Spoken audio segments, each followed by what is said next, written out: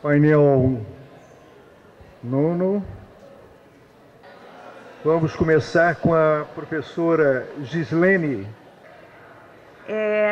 As ideias jurídicas sobre as quais nós vamos falar e os sentimentos políticos, também sobre os quais vamos falar, eu e o Gisário, estão referidas e ainda na passagem à modernidade, portanto, passagem do século XIX para o XX, há um campo de atuação profissional e intelectual que eu acho bastante pouco referido e pouco reconhecido, embora bastante influente politicamente. Por que pouco conhecido, pouco referido? Porque desde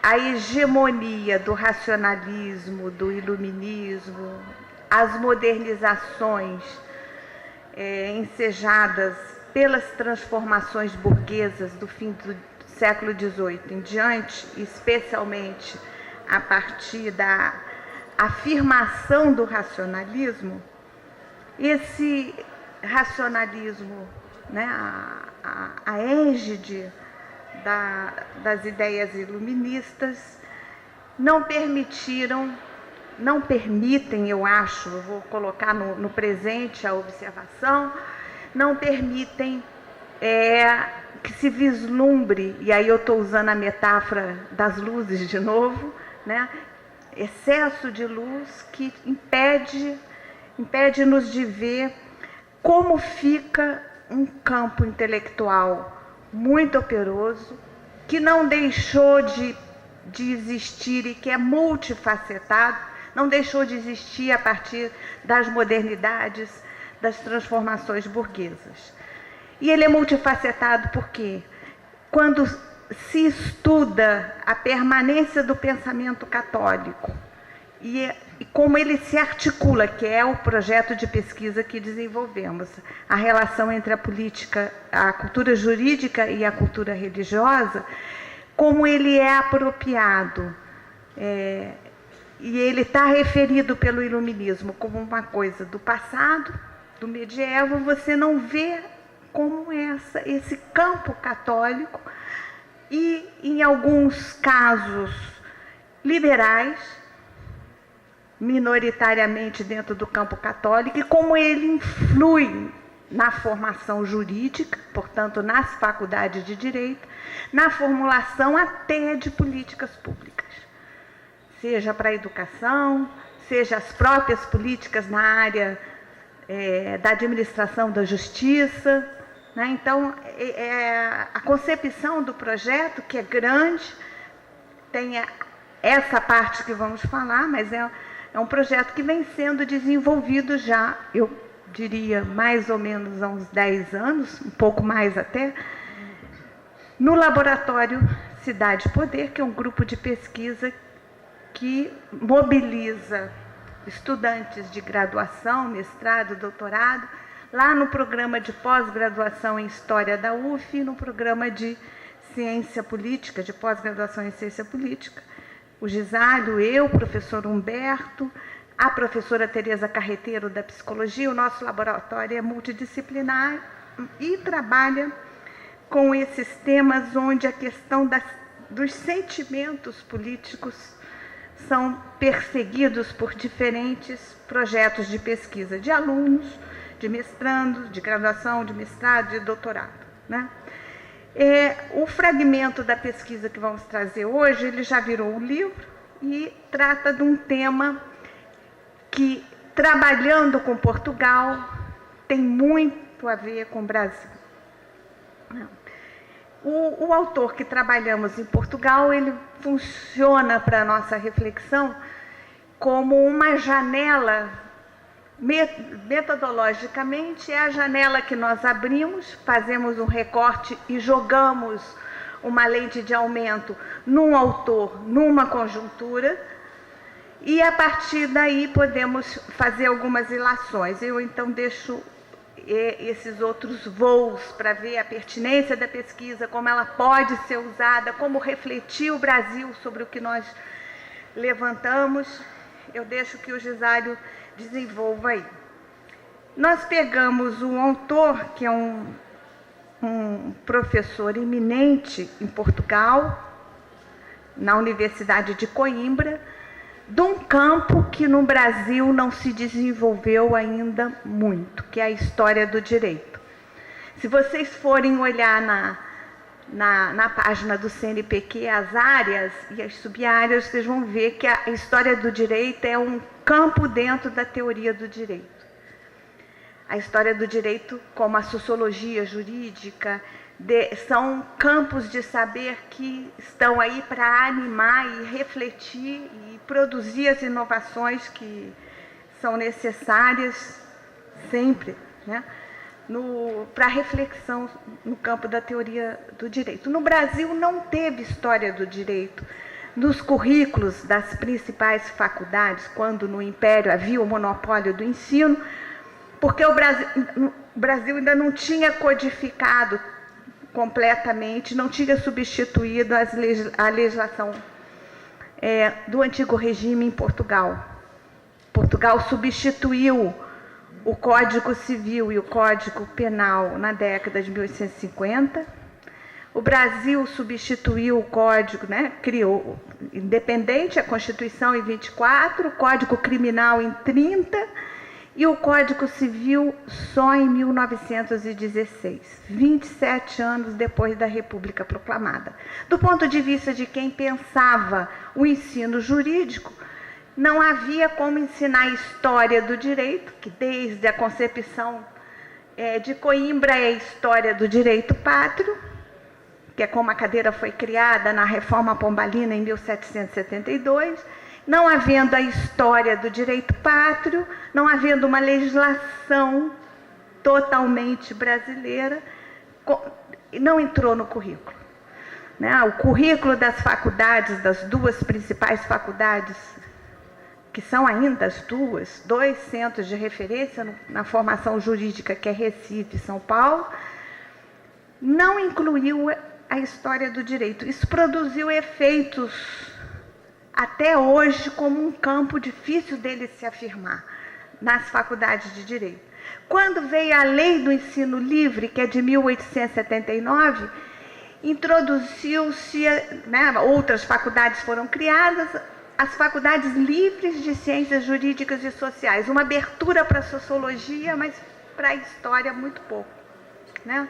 Bom, em Coimbra, esse historiador do direito, Paulo Mereia, ele é muito importante em Portugal, ele é muito operoso, com muitas pesquisas originais, é um pesquisador cuidadoso, porque também ele nunca teve CAPES e CNPq em cima dele, exigindo prazos e etc., de modo que qualquer texto que ele produziu é muito refletido, você sente isso quando lê o trabalho dele, e ele ocupa um lugar muito especial no campo intelectual jurídico europeu, porque ele é citado em vários países, em vários trabalhos de história do direito, e ele tem uma particularidade que é sobre a qual nós vamos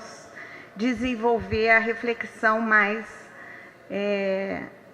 circunscrita dessa mesa. O Paulo Mereia, ele está no campo conservador, mas constitucional. Ele defende os princípios constitucionais, e ele desenvolve essas reflexões a partir de uma coerência teórica e uma coerência política que ele busca e pauta a sua vida com muita discrição. É uma figura discreta, apesar de trabalhador. Eu acho que ele recebeu várias homenagens enquanto professor em Coimbra, em Lisboa, mas ele nunca se jactou muito dessas homenagens. Ele, conservador, claramente, ele tem um amigo, outro amigo dele, um dos principais amigos, outro coimbrão muito importante, que é o Cabral de Moncada, que escreve umas memórias. O Paulo Mereia não escreveu memórias, mas o Cabral de Moncada escreve e faz muitas referências ao Paulo Mereia, todas muito elogiosas, e muitas coisas que pegamos da pálida biografia que temos do Paulo Mereia foi a partir do Cabral de Moncada. Agora, o Cabral de Moncada fica em Coimbra, ensina a história do direito e tem uma adesão discreta, mas tem uma adesão ao salazarismo. O Paulo Mereia não. Trabalhamos algumas cartas de Paulo Mereia com Fidelino Figueiredo, que é um exilado, também conservador e também monarquista. Paulo Mereia segue monarquista, que vem para o Brasil, vive aqui 13 anos, é um dos mais importantes professores da faculdade da FEFELESH, Faculdade de Filosofia e Ciências Humanas da USP, Fidelino Figueiredo, e nessas cartas para Fidelino Figueiredo, ele faz várias queixas, aí que vem os sentimentos políticos. Muitas queixas, muito elegante também, mas muitas queixas da situação insustentável que tinha lá em Coimbra. E aí ele vai para Lisboa. Os biógrafos autorizados sempre falam que ele vai para Lisboa para ficar perto dos arquivos, para fazer as suas pesquisas, né? Mas, na verdade, ele vai para Lisboa porque ele não consegue ficar tranquilo, fazer as suas pesquisas em Coimbra, tendo em vista essa posição peculiar. Qual é a posição peculiar do Paulo Mereia? É uma posição, como eu disse, liberal, constitucional, conservadora, monarquista. Ao mesmo tempo, portanto, ele não apoia os arroubos totalitários, ele faz uma confrontação com o autoritarismo, né, importante, mas ela não fica restrita a Portugal, né? Ele faz, eu acho interessantíssimo, quem tiver interesse em trabalhar com o autor, ele faz uma série de resenhas de autores que estavam no seu tempo histórico, década de 20, década de 30, no auge da produção intelectual, inclusive do Paulo Mereia. Paulo Mereia foi longevo. Ele nasce na década de 1880 e morre em 1977. Então, ele faz resenhas de autores que estavam discutindo temas muito importantes do ponto de vista não só da teoria do direito, mas sobretudo da teoria política, referidos à discussão sobre soberania. Então, ele resenha Carl Schmitt, ele resenha Léo Strauss, que é um grande debate do início do século XX. Carl Schmitt é o autor que vai dar um suporte teórico, né, ao fechamento das escolhas políticas nazistas, né? Então, nós trabalhamos com as obras do Paulo Mereia, fazendo a retirada das referências. Não é que ele não tenha se referido ao Carl Schmitt, ele se referiu sim porque ele resenhou um livro do Carl Schmitt, né? Mas ele não cita Carl Schmitt como a bibliografia de referência. Né, as escolhas das citações são escolhas que definem a posição do intelectual, né, nessa passagem à modernidade. A discussão sobre soberania, ela é importante e ela se inscreve dentro da retomada dos jesuítas no campo intelectual europeu, né? Os jesuítas foram perseguidos no final do século XVIII, desculpem. Eles se retiram para o Oriente, até hoje são os maiores orientalistas do ponto de vista de ordens religiosas. O atual superior geral é um holandês que viveu 20 anos no Líbano. Antes dele, o teólogo da libertação, padre Arrupe, Pedro Arrupe, estava em Hiroshima quando jogaram a bomba durante a guerra, né? Como ele tinha formação médica, ele acudiu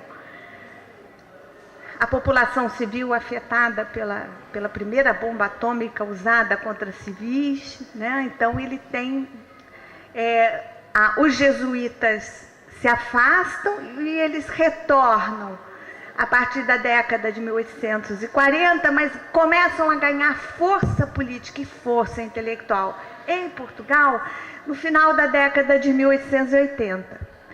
Em 1897, completam-se 300 anos do convite que Coimbra fez para Francisco Soares, um teólogo jesuíta, ensinar em Lisboa. Desculpem, em Coimbra, né? O barulho ali fora, vocês vão desculpar as minhas trocas com as palavras, né? Então, o Francisco Soares, a obra dele é reeditada, livros sobre Francisco Soares são produzidos, e o Paulo Mereia escreve 2 livros. Primeiro, que foi uma tese que ele defende, jovenzinho, o texto é de 1923 e ele tinha pouco mais de 20 anos, que se chama Soberania Popular, o Poder Civil e o Poder, a Soberania Popular, né? Agora também o título, daí a pouco eu lembro o título completo para informar vocês, né? Não custa. A origem do poder civil em Soares e Pufendorf, escolástica e justnaturalismo. O texto é de 23. Depois ele escreve um outro livro em que ele já está confrontando, já é 43, portanto, o nazismo ainda não foi derrotado, intitulado Soares, Grotius e Hobbes, que é uma peça de teoria política que ele diz que é o resumo das aulas que ele dá de história das doutrinas políticas na Faculdade de Letras. Ele não só se exila do campo do direito, de Coimbra para Lisboa, quanto também se exila do campo do direito para o campo de letras, né? Ele fica abrigado nas faculdades de letras, né? E a discussão sobre soberania, ele confronta o campo autoritário, ele não aceita, ele não deixa pedra sobre pedra nas observações que ele faz sobre Hobbes, né? Nós pegamos todas as metáforas que ele se refere ao Hobbes, que ele começa chamando esse estranho livro para se referir ao Leviatã, e faz as referências do Hobbes todas com um campo calvinista, muito fundamentalista, de Erasto, um teólogo belga do século XVI. E aí fomos situar o debate do século XVI do campo religioso. É muito interessante. O Soares escreve, e ele considera Soares um teórico político, que é um teólogo teórico, o Francisco Soares, e Francisco Soares está sendo relido no início do século XX. Ele considera Francisco Soares um teórico político na medida que De Legibus, que é o livro que ele escreve, foi encomendado pelo Papa para confrontar o rei Henrique VIII, que havia encomendado a Barclay uma peça, um tratado, que justificasse a soberania do rei em relação a tudo mais. É todo o fundamento teórico, esse Barclay, do absolutismo e da soberania do rei, né? Que vai fundamentar mais adiante a própria formulação, já não mais com a concepção do Barclay, do Hobbes.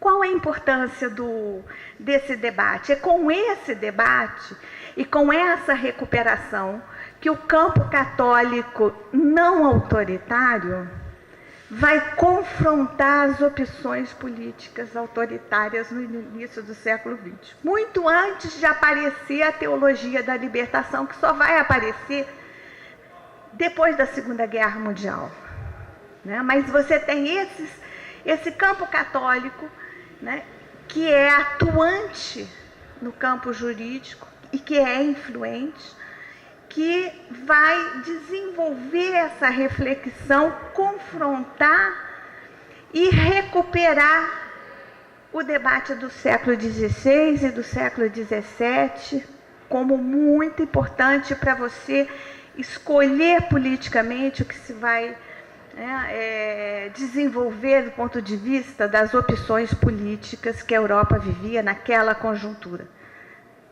Temos que imaginar que esses autores, quando escrevem, não sabem ainda quem vai ser vitorioso, se é o nazismo ou se é o campo dos chamados aliados.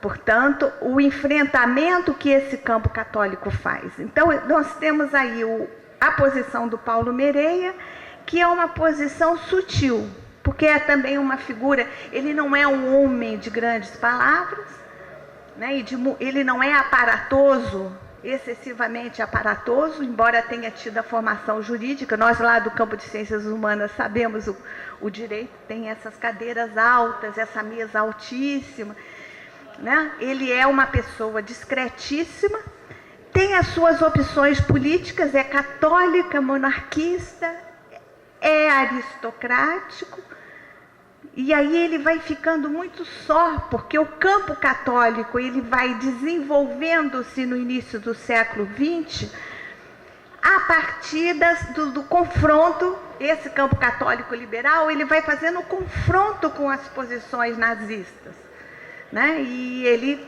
não deixa de referir e criticar, porque ele não adere ao Heinrich Hommen, que é um teólogo jesuíta alemão, que teve que sair fugido da Alemanha, foi parar nos Estados Unidos, que faz o confronto com Carl Schmitt, Erich Hommen, recupera Juan de Mariana, que é um teólogo do início, de meados do século XVI, um outro jesuíta espanhol, Juan de Mariana, que vai discutir a soberania real com uma radicalização da ideia de poder civil, né? Baseado na concepção tomista de direito natural. Ele vai privilegiar a comunidade, o poder civil da comunidade, em detrimento até do poder real. Então, Erich Hommen, Heinrich Hommen, ele recupera essa leitura no campo católico, radicaliza na questão democrática, e mais adiante vai ser o teólogo que vai dar a base para a teologia da libertação, né? E a posição do Paulo Mereia é muito peculiar aí também. Ele não apoia o conservadorismo e o totalitarismo, ele é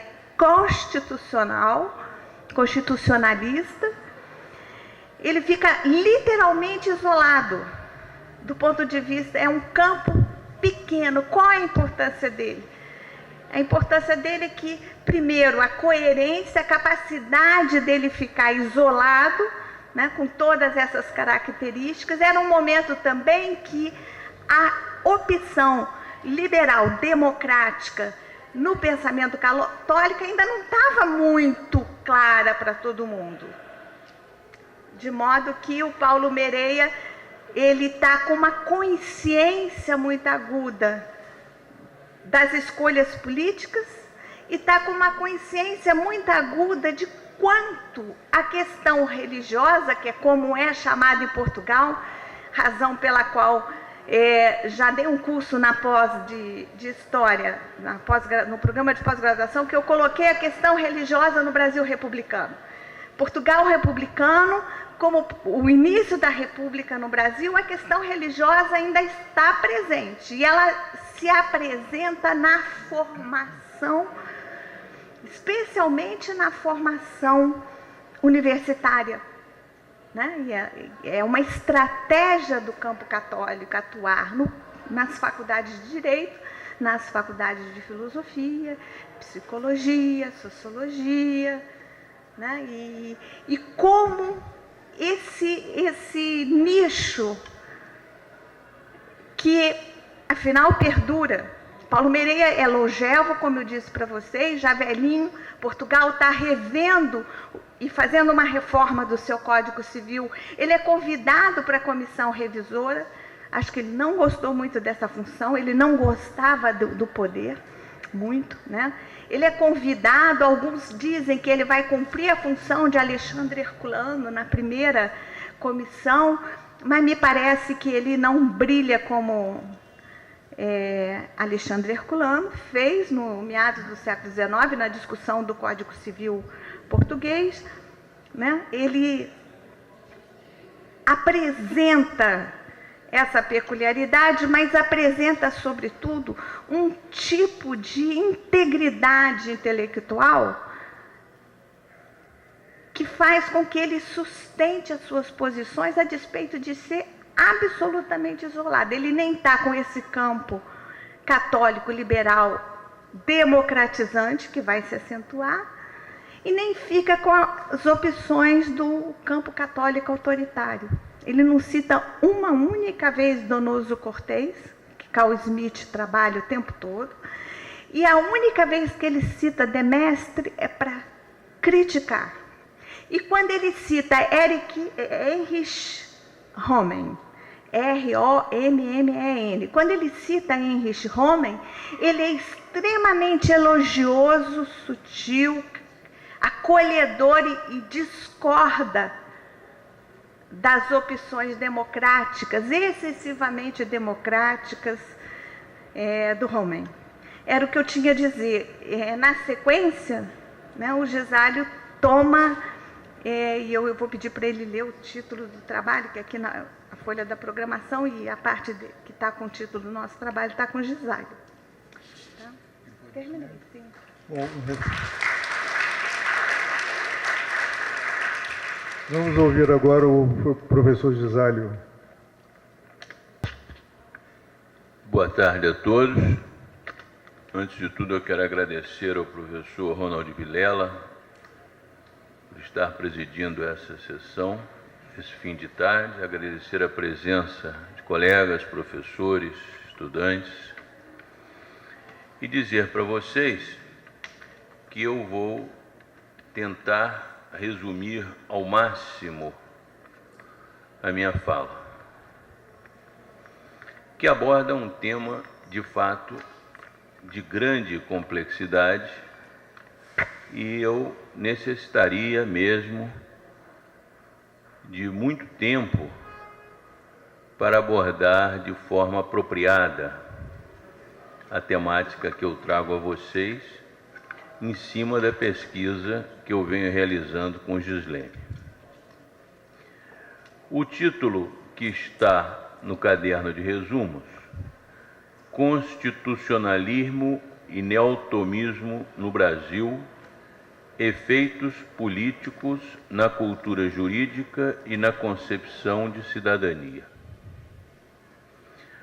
Antes de tudo, eu devo dizer que a expressão constitucionalismo, aqui tomada num sentido ampliado, refere-se, na verdade, a um conceito de Habermas que ele intitula Patriotismo da Constituição, Verfassungspatriotismus. E eu vou me ater a este conceito que um pouco mais adiante eu tentarei fazer uma síntese. E a expressão neotomismo no Brasil está referida aos ecos e às influências do neotomismo pensado por Paulo Mereia em Portugal, que chegam ao Brasil, cuja influência é recepcionada nas faculdades de Direito via a introdução do pensamento jurídico de Soares na virada do século. Chamar a atenção para o fato de que Paulo Mereia é colega de escola em Coimbra, jovem, 17 anos, do futuro cardeal Cerejeira e do futuro primeiro-ministro Salazar. Identifica-se com o salazarismo, mas não completamente. Chega a receber uma comenda do primeiro-ministro Salazar, mas, como Gislene chamou a atenção, há uma sutileza na posição ou no posicionamento político-ideológico de Paulo Mereia a partir da leitura desse teólogo Heinrich Roman, que marca a conjuntura política nazista na Alemanha, com candentes homilias nas suas missas contra o nazismo e contra Adolf Hitler. É importante frisar isso. Ao desdobrar o título do trabalho Efeitos Políticos na Cultura Jurídica e na Concepção da Cidadania, nós queremos perceber como é que esse conceito do Habermas, patriotismo da Constituição, que é, em fala pública, recepcionado pelo então dirigente político Aznar na Espanha, cujo partido, o Partido Popular, retornou recentemente ao poder, e conceito esse que tem feito história em toda a Europa, particularmente nas regiões balcânicas, mas hoje avançando por várias áreas, inclusive fora da Europa, onde temos o predomínio do islamismo. Por outro lado, eu quero chamar a atenção, e isso é muito interessante, se é que eu serei capaz de me explicar, que este conceito de patriotismo da Constituição, de Habermas, e este conceito de neotomismo, eles vão produzir efeitos formidáveis e eu diria mesmo impressionantes. E eu vou ter a ousadia de pretender demonstrar como, em certa medida, essas duas questões aparecem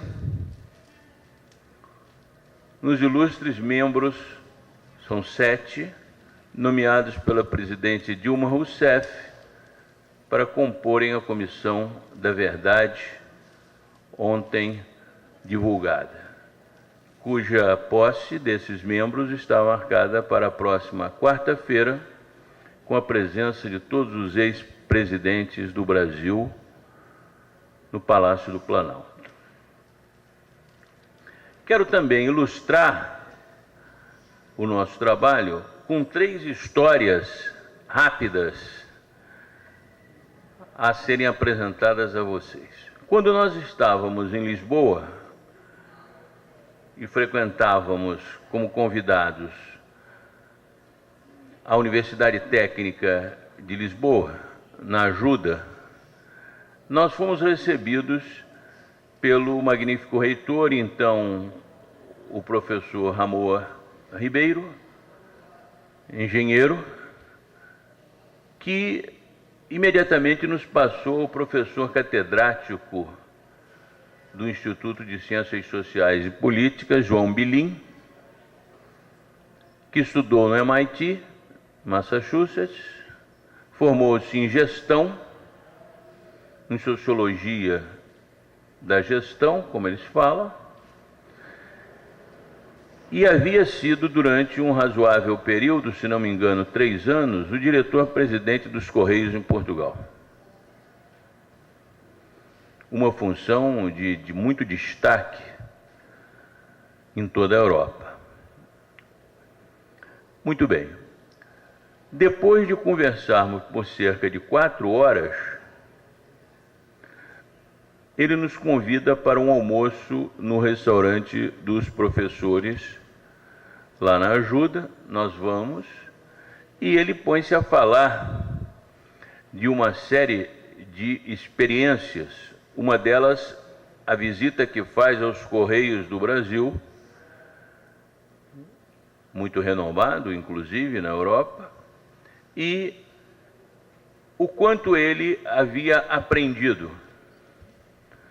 A discussão passa a ser, a conversação passa a ser, com relação ao que ele, professor João Bilim, capitula como práticas gestionárias não edificantes nos Correios de Portugal. Ele teve a gentileza de não se referir aos Correios do Brasil, mas sabíamos que as práticas não edificantes a que ele se referia, e ele foi nomeando algumas, a começar pela corrupção, mas desdobrando-as, são também práticas não edificantes que ocorrem no Brasil, e não apenas nos Correios. Num dado momento, a Gislene, presente, se vira para o professor João Bilim e diz assim: professor João Bilim, o senhor é formado em teologia, não é? O senhor é teólogo, não é? E ele diz assim: ora, pois, como sabes? Pausa. A reflexão que fizemos então foi o quanto a palavra edificante vinha carregada de efeito simbólico em relação ao pensamento de Santo Tomás de Aquino. A segunda história que eu trago para vocês é em relação a esses tais grupos que, no nosso resumo, nós dizemos afrodescendentes no Brasil, indígenas, sindicalistas, moradores de favelas, militantes de ONGs, para caracterizar os novos grupos que passam a frequentar o Palácio do Planalto e Brasília desde que o presidente Lula toma posse. Não é de menor importância o fato de que, na recente deliberação do Supremo Tribunal Federal em relação às cotas para afrodescendentes, tenha ocorrido o episódio que vocês viram pela imprensa com relação a um indígena, e logo em seguida estampada a foto do indígena que foi retirado do tribunal.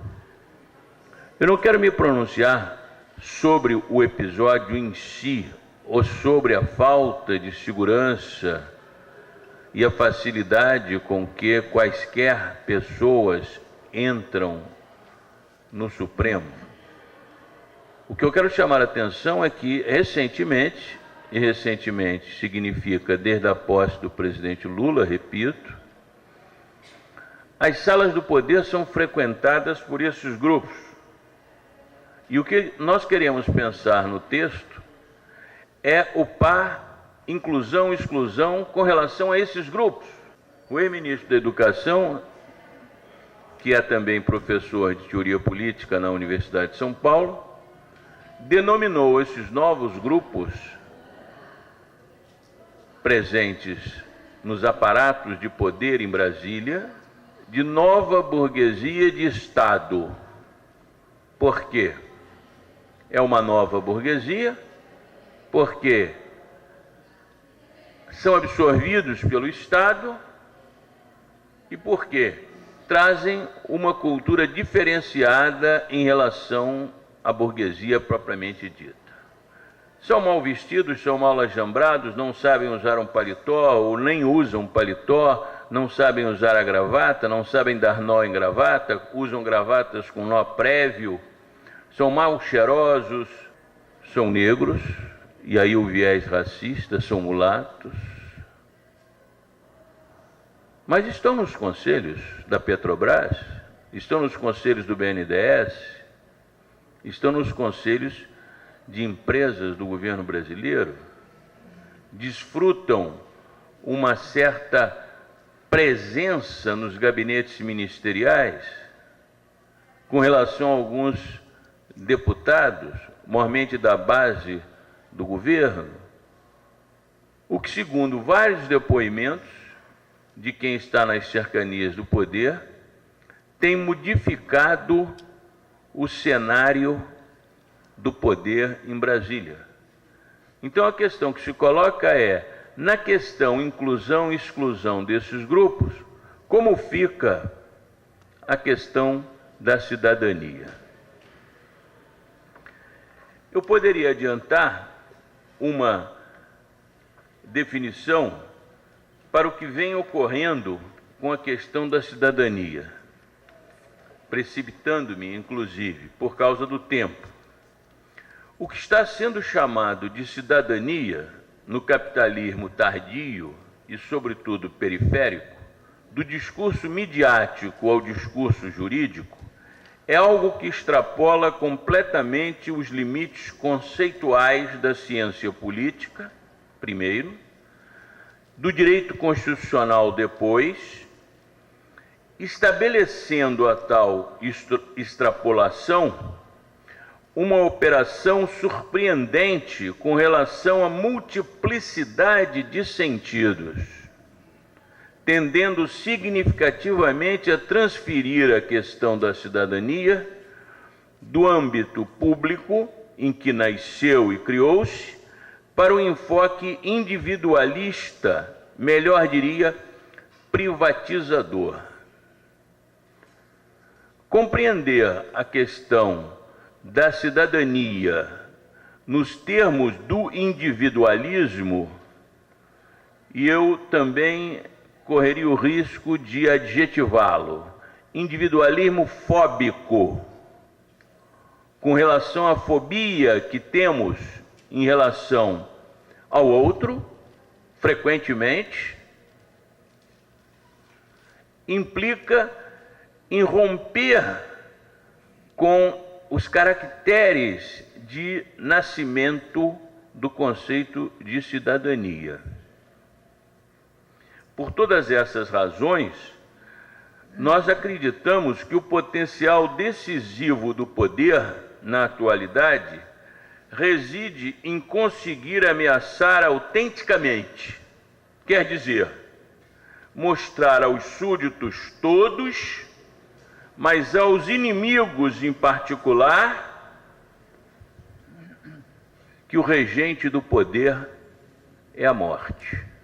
Eu queria que os senhores refletissem um pouco sobre essa expressão, porque ela é muito grave e é a cultura que nos acompanha na sociedade brasileira em geral e na sociedade carioca e niteroense em particular. O individualismo fóbico, com os adereços da cidadania particularizada no individualismo, aponta para uma cultura onde o regente é o medo e a morte. Essa terceira história que eu trago para vocês. Outro dia mesmo, no Rio de Janeiro, isso não tem 10 dias, eu com meu carro subia uma rua paralela ao morro no Rio Comprido, a Rua Alice, quando, sem mais, de repente, na minha frente, saltou de um dos becos da Rua Alice, todo paramentado, como se na guerra estivesse, um oficial, um soldado junto da Polícia Militar, com metralhadoras, a metralhadora quase caindo das mãos do soldado, a 2 metros do meu carro. Surgiu do beco, do nada. E eu, inesperadamente, felizmente vim a baixa velocidade, uns 30, 40 km por hora, me vejo diante de uma cena típica de guerra, com o soldado não conseguindo equilibrar a metralhadora, e ela caindo no chão, e ele levantando, e eu freando, e ele correndo, o companheiro puxa-o.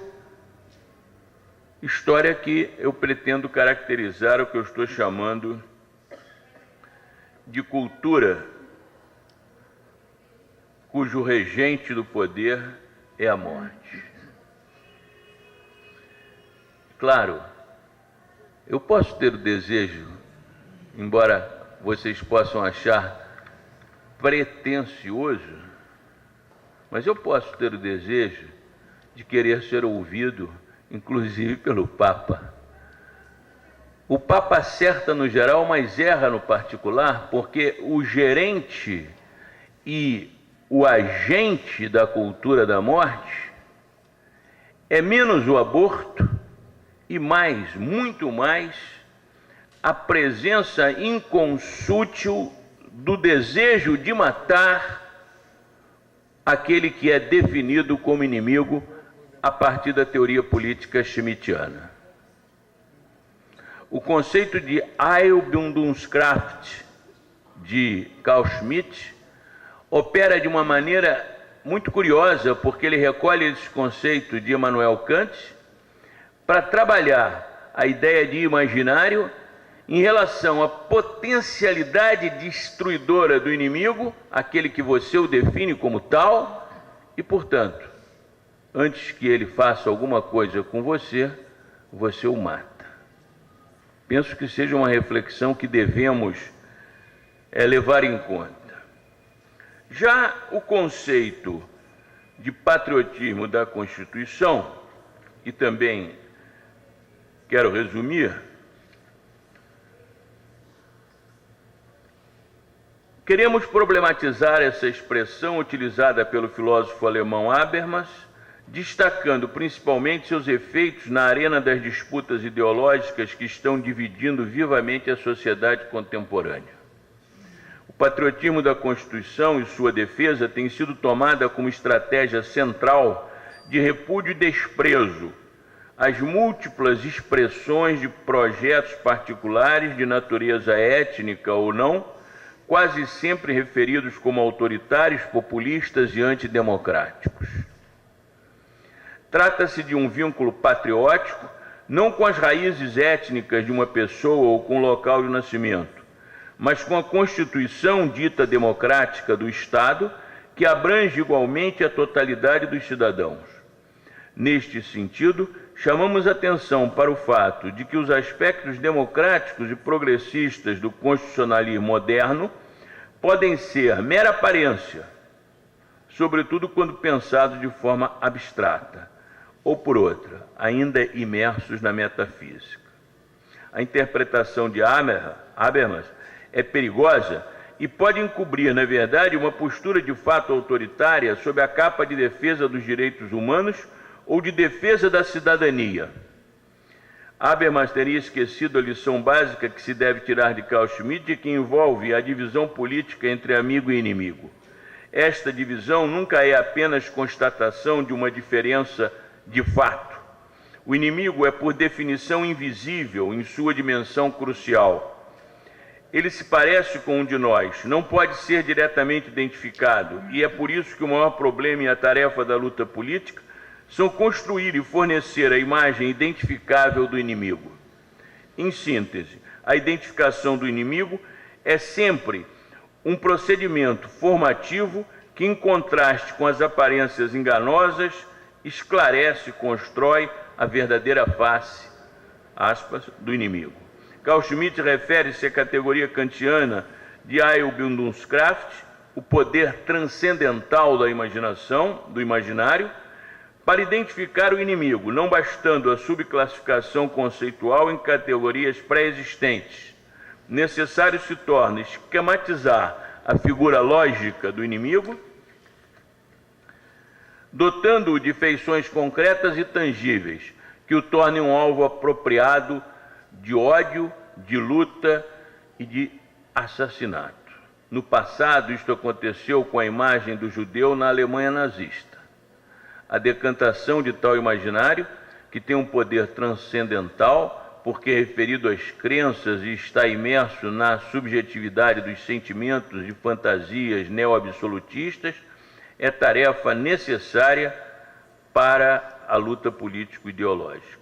O inimigo na contemporaneidade frequentemente estaria associado, para ficarmos tão somente na América Latina, às novas lideranças emergentes, tal como sindicalistas, indígenas, afrodescendentes, moradores de favelas, periferia das grandes cidades, militantes de ONGs, soldados, entre outros. Muitas das lideranças sindicais de distintas categorias de trabalhadores que aspiraram a participar do governo Lula, por exemplo, hoje o governo Dilma Rousseff, e transitam pelos gabinetes e ministérios de Brasília, se inscrevem nesta categoria. Já têm sido designados como nova burguesia de Estado. Essa categoria social tem despertado uma certa animosidade na antiga burguesia, formada por intelectuais de elite e de famílias tradicionais. A universidade tem sido um desses lugares onde os intelectuais tradicionais e a antiga burguesia cultivam o ódio a esses novos estratos populacionais. As lideranças políticas oriundas dessas categorias que acabo de nomear seriam, para a antiga burguesia, necessariamente incompletas para a tradição letrada iluminista e apareceriam inscritas em modelos de príncipe imperfeito. O modelo de príncipe imperfeito, pespegado a essas novas lideranças, traz de retorno, de volta, uma concepção de completude, de perfeição inscrita no tomismo. Então, passamos a atacar tais lideranças porque elas não têm essa característica de completude. Completude essa que o ex-presidente Lula encarna, eu diria fazendo uma piada, a perfeição, porque não tem um dos dedos da mão e por isso fisicamente imperfeito. Já ouvi muitos dizerem que o Lula não tem um dos dedos da mão porque decepou de propósito para ganhar um dinheirinho do INSS. Vejam aonde pode chegar o cultivo do ódio em relação ao outro. Retomo o resumo para finalizar e chamar a atenção com relação ao que há pouco eu dizia, referido à Comissão da Verdade. No resumo, tais lideranças políticas emergentes, necessariamente incompletas para a tradição letrada iluminista, apareceriam inscritas em modelos de príncipe imperfeito. Referimos-nos de novo a Carl Schmitt e a categoria kantiana de Heilbildungskraft, na crítica que fazemos a Habermas, quando identifica o inimigo plausível ao pensar a política nos termos de divisão entre amigo e inimigo.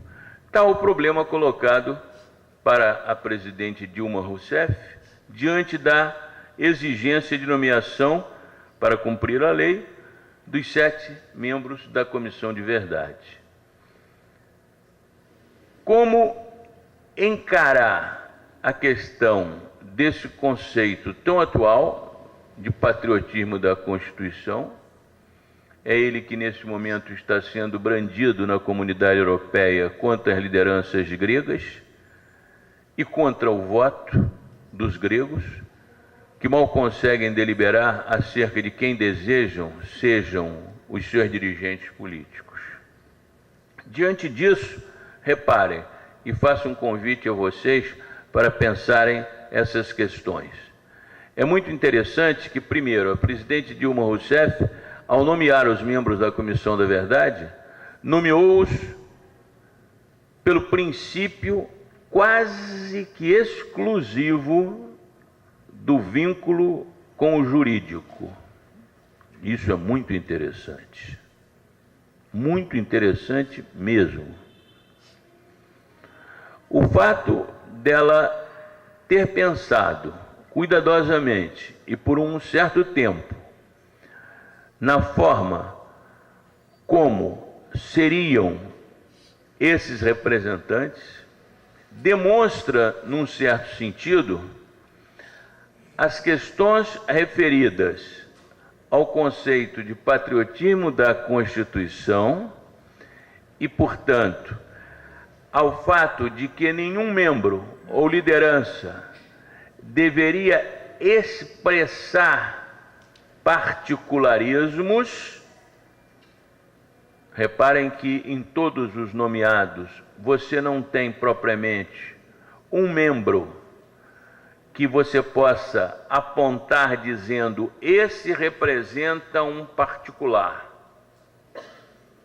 Todos representam um geral que está vinculado ao conceito patriotismo da Constituição, enquanto efeito na cultura jurídica do próprio conceito inscrito nas práticas jurídicas e ideológicas. O segundo aspecto, o aspecto do neotomismo, que não é menos importante. Observem o cuidado com que uma comissão da verdade, que evidentemente em outros países da América Latina abriram as suas portas às representantes eclesiásticos, o presidente Dilma teve o cuidado de não fazer isso, mas ao mesmo tempo ela refere-se, na qualidade dos membros indicados, a um efeito do neotomismo. Não preciso me deter em nomes, mas é um convite que faço a vocês. Ali está representado, sem dúvida alguma, um aspecto dessa projeção a que o nosso texto alude, efeitos políticos na cultura jurídica e na cidadania. Era basicamente isso que eu queria falar para vocês. Muito obrigado. Bom, os nossos agradecimentos à professora Gisilene Neder, que fez a sua explanação falando da metodologia utilizada a partir do professor português Paulo Mereia, né? E analisando o aspecto do embate de ideologia entre ele e Carlos Schmitt, e, de certo modo, dizendo que houve essa ideologia do Mereia, teria sido o antecedente da teologia da libertação, desses ideais que foram implementados de um certo tempo para cá.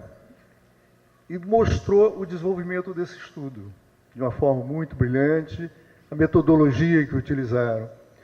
O professor Gisálio, né? Cerqueira Filho também fez uma belíssima explanação sobre a crítica, uma crítica de Habermas, em que prevalece esse aspecto da exclusão e inserção de certas classes e categorias com prevalência no direito, a partir de um determinado momento.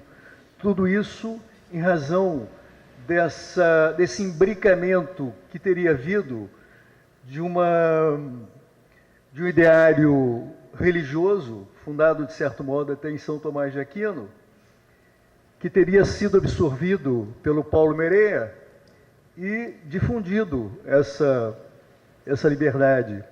Daí o patriotismo da Constituição e o neotomismo, com a inserção dessas novas categorias na sociedade brasileira e, de certo modo, difusas também em todos os outros países atualmente. Muito obrigado pelo brilho, pelo aprendizado que eu tive aqui hoje com vocês. Fiquei muito atento, gostei sobremodo. E todos vocês também estão de parabéns em terem participado desse evento. Muito obrigado a todos.